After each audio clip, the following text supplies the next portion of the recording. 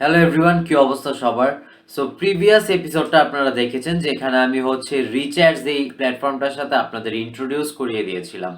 So এটা হচ্ছে episode 2 বা পার্ট 2 আপনারা বলতে পারেন। এইটার মধ্যে বেসিক্যালি আমরা রিচার্জের ভেতরে ঢুকে ড্যাশবোর্ডে কি কি আছে বা টোটাল ইন্টারফেসটা কীরকম, ওই জিনিসগুলো আমরা একটু দেখব। সো এই এপিসোডটা দেখেন, দেন পরের এপিসোডে আমরা বেসিক্যালি প্র্যাকটিক্যালি একটা ক্যাম্পেইন সেট করে দেখব।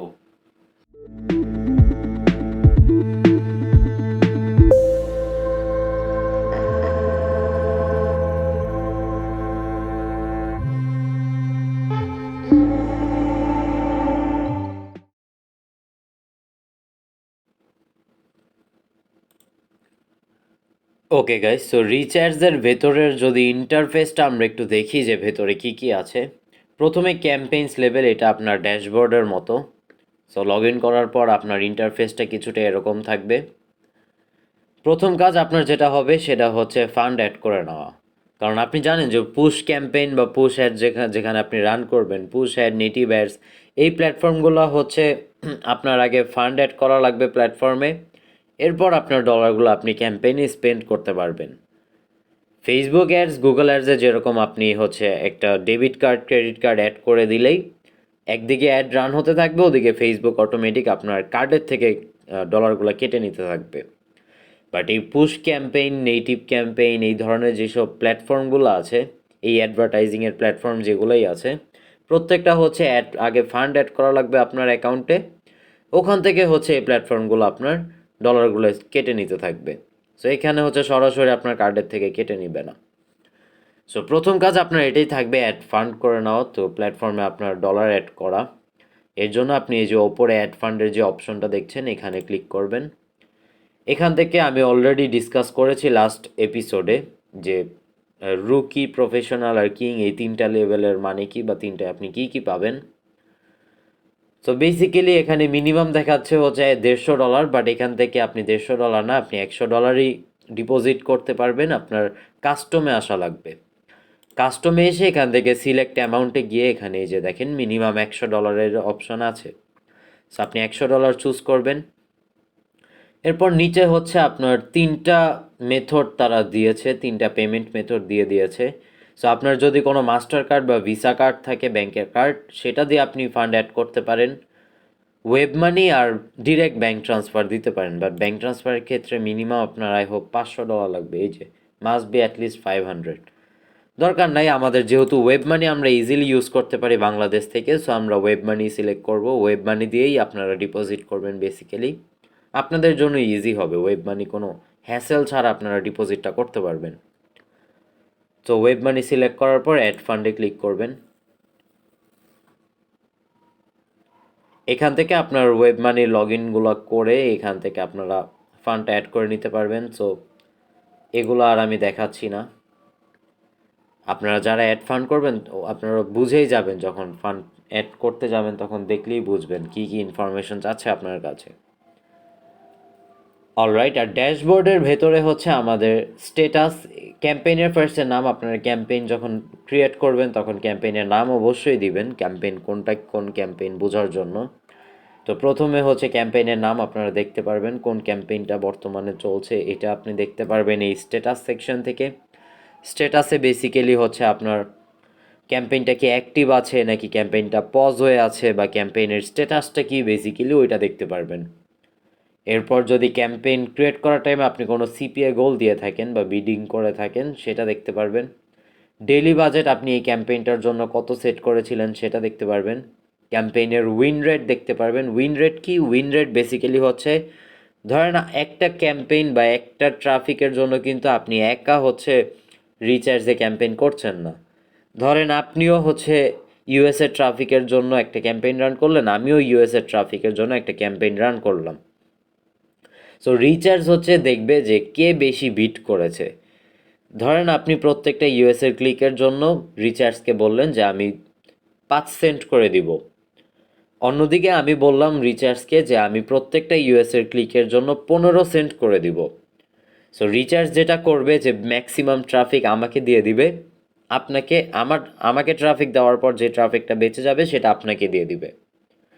সো ওই উইন রেটের পার্সেন্টেজটা আপনি দেখবেন যে টোটাল বাকি অ্যাডভার্টাইজারের সাথে আপনি কম্পিটিশন করে আপনার আসলে উইনিংটা কতটুকু। এখানে যদি আপনি 100% দেখেন তার মানে হচ্ছে সব ট্রাফিক আপনিই পাচ্ছেন। এখানে যদি আপনি 10% দেখেন তার মানে বাকি 90% ট্রাফিক কিন্তু অন্যজন নিয়ে নিয়েছে। তো ওই ক্ষেত্রে আপনার হচ্ছে বিডিংটা একটু বেশি করতে হবে, বিটটা আর একটু বেশি করা লাগবে। আপনি যদি 4 সেন্ট করে রান করে থাকেন, এত লো যদি আপনার উইন রেট হয়ে থাকে 10%, 15%, তাহলে তখন আপনার বিডিংটা 4 সেন্ট থেকে তখন দেখা গেছে 10 সেন্ট করলেন বা 12 সেন্ট করলেন, তাহলে আপনার উইন রেটটা বাড়বে। তো ওই ডেটাটাই হচ্ছে এই উইন রেটের এখানে দেখায়।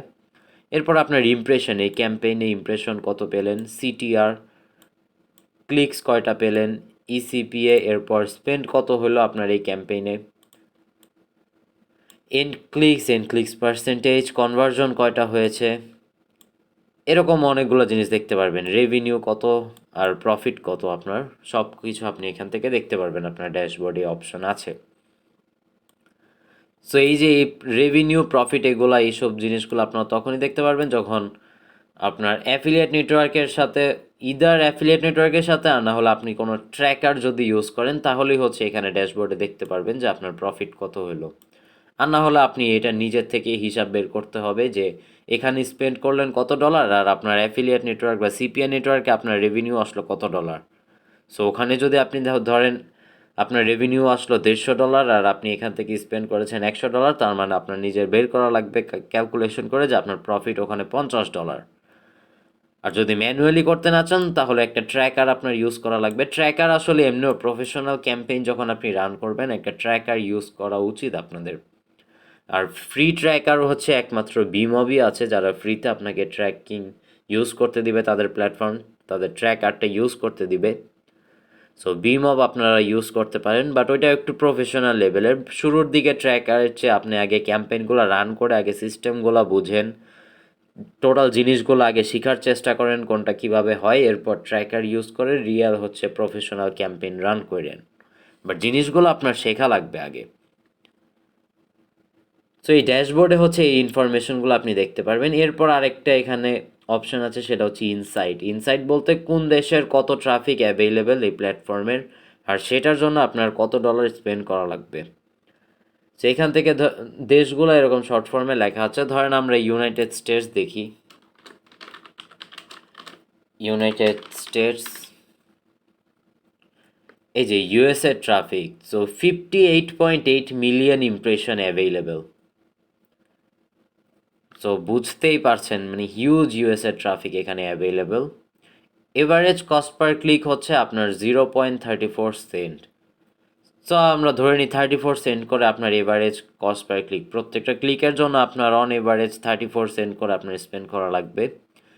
আর সবচেয়ে বেশি সিপিসি বা ম্যাক্সিমাম সিপিসি হচ্ছে 60 সেন্ট করে। সো এই সিপিসি দেওয়ার আপনাদের কোনো দরকার নাই। আপনারা এখানে হচ্ছে এভারেজে 34 দাও, আপনারা 34 দিয়ে এই ক্যাম্পেইনটা শুরু করে দেখবেন কি অবস্থা হয়। এটা গেল ইউনাইটেড স্টেটস। আমরা ইউনাইটেড কিংডমেরও দেখতে পারি কি অবস্থা ট্রাফিকের। ইউনাইটেড কিংডম, এই যে শর্ট ফর্ম জিবিআর লেখা আছে। সো টোটাল ইমপ্রেশন হচ্ছে 6.14 মিলিয়ন ইউনাইটেড কিংডমের ক্ষেত্রে। এভারেজ সিপিসি হচ্ছে 32 সেন্ট আর ম্যাক্সিমাম সিপিসি হচ্ছে 56 সেন্ট।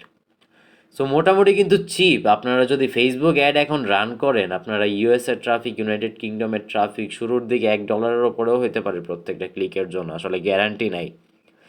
2020-এ যখন আমি লাস্ট ক্যাম্পেইন করি তখন একটা ক্যাম্পেইনে প্রত্যেকটা ক্লিকে আমার থেকে নিচ্ছিল $1.5 করে। সো আপনার এক্সপেন্সিভ কতটুকু এটা বুঝতে পারছেন।